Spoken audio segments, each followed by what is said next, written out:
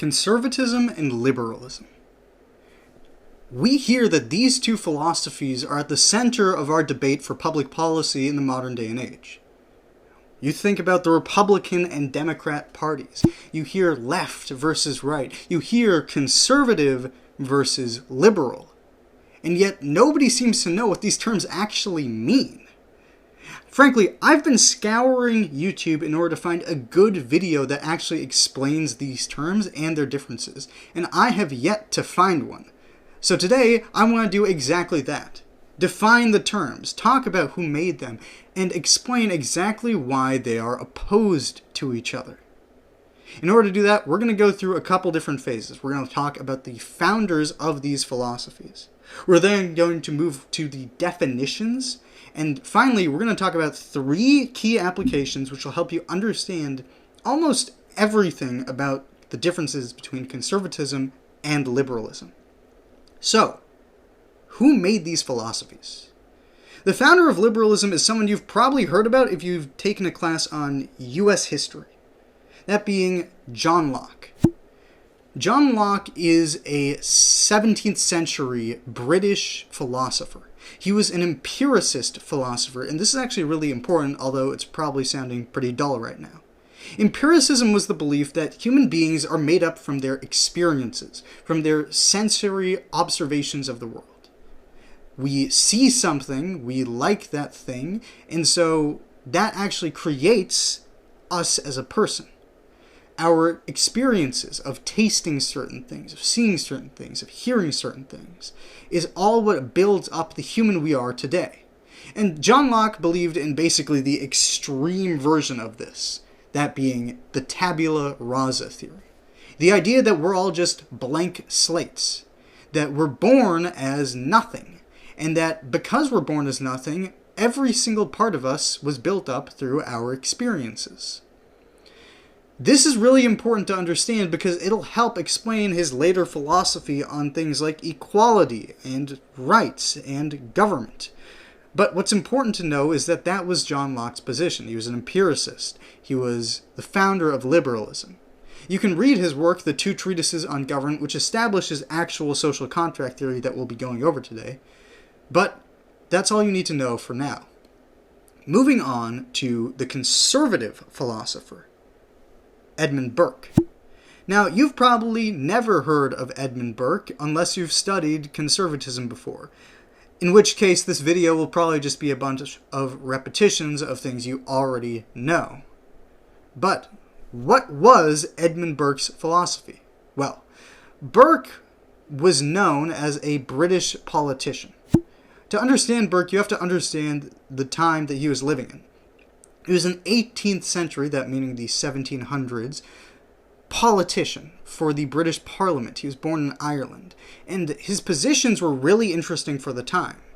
He, for example, supported the Americans during their attempts at negotiating with the British Parliament. He supported the Indian colonies for maintaining their culture instead of eradicating it. He was a member of the Whig Party, which later became a famous party not in Britain. It died out in Britain, but in America, because the Whig Party eventually became the Republican Party we know today.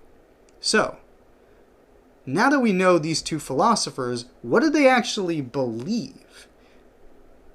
Conservatism and liberalism. These are essentially social contract theories. A social contract theory is a theory that sets out to explain why societies create governments. Why do we have a government in the first place? A ton of people tried to answer this question. You have John Locke and you have Edmund Burke, but you also have other people like Hobbes, Thomas Hobbes, or Jean-Jacques Rousseau, and many other philosophers who attempted to create this idea of a government. Why would we, when we have this natural society, create a government, build up this monster that can use its power to either help or hurt people? The answers for John Locke in liberalism was that essentially a government is created to protect our rights. To understand that, we're going to have to understand the idea of rights under John Locke. John Locke believes we're all born with natural rights, right? When you're born, you have the ability to speak, you have the ability to own certain things, you have the ability to eat, you have the ability to live, right? You're essentially free. But the problem comes when you have other people. You're an individual, John Locke believes. You're born as an individual. In fact, all of liberalism is about individuals. What do individuals believe? How can they best express themselves? But essentially, the problem is that when you have multiple individuals, they can conflict. They don't mesh together very well. And so when there's conflict between two people, you need to create a government in order to protect the rights that they have. For example, the right to life. We hear all the time about the right to life. It's part of the founding of America. It's part of John Locke's foundational writings. It's basically universally acknowledged that every human being has a right to live. The problem is, although you're born with the right to live because you are living, somebody else can come along and take that from you. They can try and murder you. And so the government is there in order to protect you from being murdered. And this can apply to various rights. John Locke believed in life, liberty, and property. You're born free, but someone else can try and enslave you. So the government has to come in and stop that. You're born with the ability to own things. You can pick up a spear and fashion it, right? You can make it into a better spear. You can pick up wood and make a bow. You can make a house, even. But without a government, anybody else can come and just steal that from you. So although you have the ability to own things based on the homesteading doctrine, you don't have the ability to protect those things that well. And so we get together, all these individuals will get together naturally and create a government in order to protect those rights. And this is based off of the state of nature. The idea that we are naturally born with certain rights, and that we're naturally born as individuals, but we have to come together to make a government in order to protect those rights. So what about conservatism? Well, conservatism, as Edmund Burke would tell you, is about preserving our society and our culture. Essentially, Edmund Burke believes that the state of nature is bogus, that we don't have a state of nature where we're just running around as individuals. We're always born in tribes and societies. And you know this now because you're probably born in a country like America or Britain or China or Russia. And each of these countries has their own individual culture and history. And they have so many important things about them that make them a nation, right? And so Edmund Burke is primarily concerned with taking this nation, taking a nation that would fall apart on its own and preserving it for the society, maintaining the traditions that it upholds. And understanding that is basically the key to understanding conservative philosophy. Because the reason we establish a government is not just to protect these rights. A government is established in order to benefit the people that are currently living, right? You have a government because without one, the people would be in chaos. To honor the past, the people who created the culture that we want to preserve, the Founding Fathers in America are a good example of this. Our government tends to honor the Founding Fathers quite a bit. We read their documents, we study them throughout history, and we follow the Constitution that they made, and to preserve society for the future. Because if we can't preserve society for the future, then society is going to go away, and we're frankly living quite a good life in the society that we have. So if that society were to go away, then that would mean a terrible future for our children and our grandchildren. And this is the social contract that Edmund Burke says is between the past, the present, and the future. It's really important to understand that he believes that government is not created, it's a natural institution, right? We live in tribes, and those tribes have always had some sort of governing structure, whether that be from village elders, whether that be from a town hall system, a voting system. We've always had governments. And so the question is not whether we should create a government. The question is that what type of government should we have that can best preserve our society for the future? And these ideas, conservatism and liberalism, are not necessarily clashing, right? Because you can have a society like America, which has these ideas like rights and equality, baked into the foundations. And all we're trying to do is preserve those foundations. That's what the conservatives would say. And that's not necessarily contradictory. The problem is that when you put them together, when they're in the same time, conservatives and liberals will generally contradict each other. And to understand those contradictions, we have to understand three key areas: rights, equality, and liberty. Let's start with rights, because these are really important to understand the differences in. I'll start with a modern understanding and then move to this historical understanding. The modern understanding of rights in conservatism is this idea of negative rights. The idea that you have rights, but these are not rights owed to you. They're just things you can do. They're rights of omission. So you're free to say whatever you want. You can't force someone to listen to you. And nobody else can force you to stop talking. That's the idea of the freedom of speech. It's a right of omission. Same with the Second Amendment in the U.S. Constitution, right? You have the ability to own a gun, but nobody owes you a gun. The liberal understanding is quite different in the modern day and age. They believe in positive rights, the idea that somebody owes you something because you are an individual. Remember, liberalism is all about the individual. It's all about the idea that individuals are supreme and that individuals have their own dignity. And so a liberal would naturally state, if individuals have their own dignity, then they deserve certain things. They deserve food. They deserve, in the modern sense, you'd hear healthcare. They deserve housing. And so a lot of modern liberal policy will come from this idea of positive rights, that because individuals are so important, they deserve certain things from other people. And the conservatives would disagree. But that's not actually the historical understanding of rights. The historical understanding of rights between liberals and conservatives is that in the liberal framework, rights are abstract, right? You have a universal right to property. You have a universal right to liberty. You have a universal right to life. Now, that might actually be true, but the conservatives would say that it's not very important. Edmund Burke would state that the right to food, for example, is not very important if you don't have food, right? The right to life, this abstract right to life, is not very important if people are killing each other. It doesn't matter whether you say people have rights if they don't really have rights. So where do rights come from in the conservative tradition? Well, conservatives would say they come from the English common law. This is really important to understand because it's kind of the basis of conservative thinking. It comes from the English common law, which is hundreds of years old. I'm not talking 200 years old. I'm talking like 500, 600 years old. Where essentially the judges in the courts of England created all of these natural law institutions that were built up organically. So, for example, you'd have a court case between the king and some guy. And let's say the king is trying to enter somebody's house. The court would say, well, even though he's the highest king of the land, and even though this might be the lowest peasant in the land, the king still does not have the right to enter that peasant's house without his permission.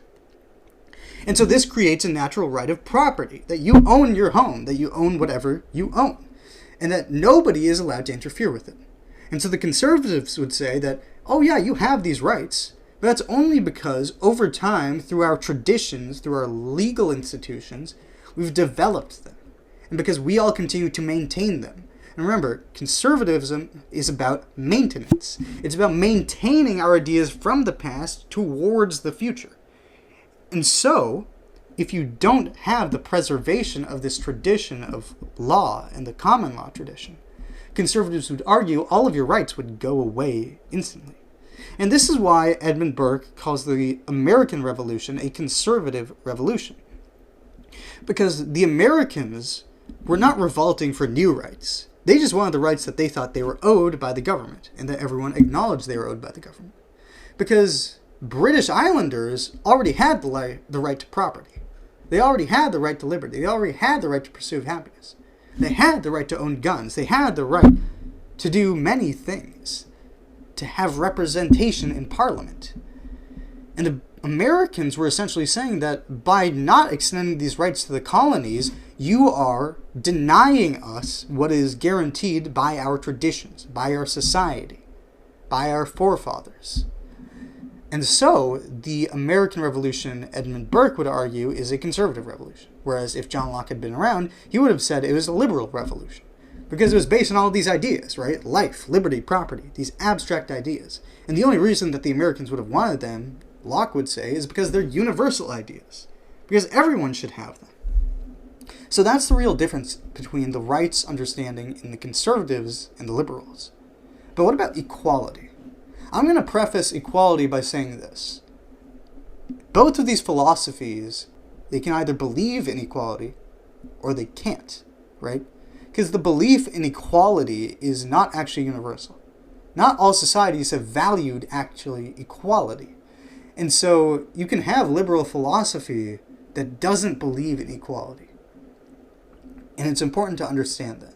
But going off of the fact that we do value equality now, I'll explain the differences between liberals and conservatives.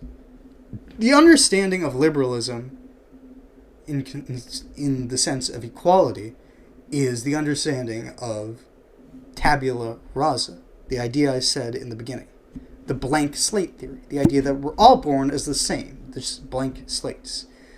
And so the liberal idea of equality is that the only reason we have differences between us is because of the experiences we've had.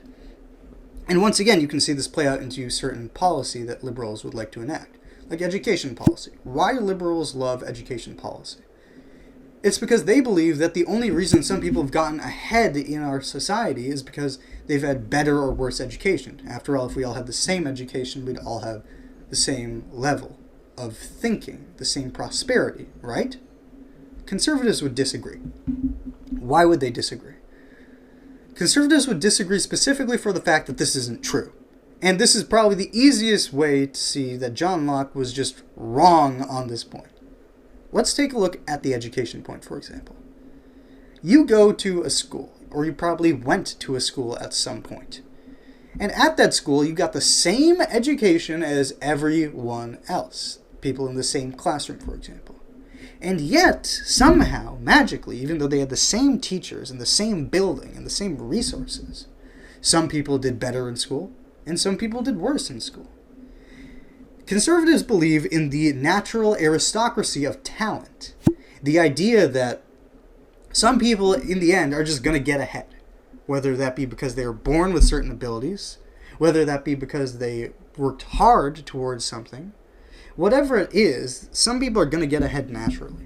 And you can't fix that just by giving everyone the same education or by giving everyone the same parents. So, what do we do from there? Well, if we value equality, what we need to understand is that we have to treat people equally even though they're different. And this has become the modern understanding of equality because we all know people are not the same. I think genetics has proven that pretty astoundingly. Some people will be faster than you, some people will be stronger than you, some people will be smarter than you, some people will be dumber than you, some people will be slower than you, some people will be weaker than you. But even though we are different along those lines, we should still treat everyone the same. And that's the modern understanding of equality. It's the conservative understanding of equality. That so long as you value equality, the only way to achieve that is by treating people equally regardless of their differences. So that's essentially the difference between liberal and conservative equality. What about liberty, freedom? That seems to be all you hear about when you hear Republicans or conservatives talking in modern day America is my freedom, my rights. The government needs to be smaller. Now this is not actually the conservative viewpoint. And you can kind of see that in modern Republican policy, but it's been hard to see. Because the way that we understand this is strange. We think that freedom is good, right? We all want more freedom. And conservatives would say, in the modern day at least, yes, freedom is good. But the reason conservatives say freedom is good now is because they believe the government has just gotten too big. It's become so big that basically any freedom will be better than what we have now. But that's not actually the real historical and philosophical understanding of conservatism and liberalism. That understanding comes from some other ideas. Take liberalism, for example. They actually do believe what I just said. that freedom is ultimately good. Why? Because if you remember what I said at the beginning, liberals ultimately value individual expression. Whatever allows individuals to have more options to express themselves is good. Because having more options means more expression and means more freedom. And the liberal philosophy is that individual expression is the highest goal we should achieve. But conservatives would disagree. And it kind of makes sense, but not everyone will get it. Because the freedom that conservatives look to is not this freedom of options.